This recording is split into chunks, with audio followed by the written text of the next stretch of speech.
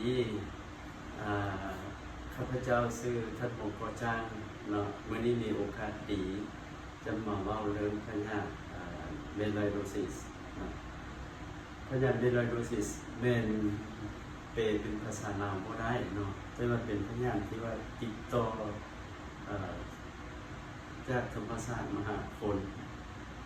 โดยเฉพาะเป็นอยู่พยาธิตัวนี้มันจะอยู่ในที่ตรงที่ดินอยู่ในธรรมชาติถ้าคนเราติดเชื้อพยาธินี้แล้วจะเห็นให้มีอาการรุนแรงโดยเฉพาะมีอาการเช่นว่ามีไข้หนาวสั่นมีเจ็บปวดมีปวดต้นโตพยาธินี้อาการโจจูมันจะโบกันนี้เนาะเพราะว่ามันเป็นพยาธิที่ว่าเขาเรียนแบบของพยาธิสุ่มเชื้ออื่นๆถ้ามันไปทำลายยุคภาคส่วนใดไป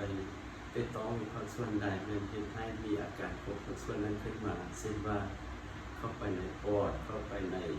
เลือดเข้าไปในลำไส้หรืออยู่ในอวัยวะอื่นๆพยาธินี้เป็นพยาธิที่อยู่ตามทุ่งนาอยู่ตามน้ำห้วยแล้วก็อยู่ตามที่ตมส่วนหลายมันจะติดเชื้อนำประชาชนที่มีคนเสี่ยงคือเป็นชาวให้ชาวนาเป็นติดเชื้อหลายแต่คนทั่วไปก็สามารถติดเชื้อได้เพราะว่าสามารถสูดดมเอาพยาธินี้เข้าไปในร่างกายได้คนส่วนหลายที่ว่าติดเชื้อมีคนติดเชื้อมีประวัติเป็นพยาธิซ้ำเนื้อเช่นว่าเป็นเบาหวานเป็นพยาธิตับพยาธิไขหนังซุบซนหรือว่าเป็นพยาธิเลือดจางภาษาบ้านเราเป็นว่าเป็นพยาธิ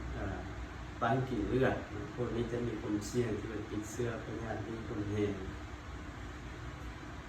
ถ้าหากว่าติดเชื้อพยาธินี้แล้วต้องได้ปิดตัวให้ไวถ้าพอปิดตัวไวอาจจะถึงแก่ชีวิตได้ก็มีการซึมเชื้อเลือดและเสียชีวิตได้ฉะนั้นถ้าหากว่าผู้ใดที่ว่ามีไข้และมีประวัติเป็นพยาธิประจำตัวที่ว่ามานั่น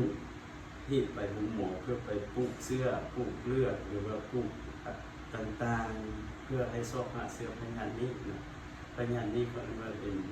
พยาธิที่คงแห้งถ้าว่าติดเชื้อและอัตราการตายสูงประมาณ40-50%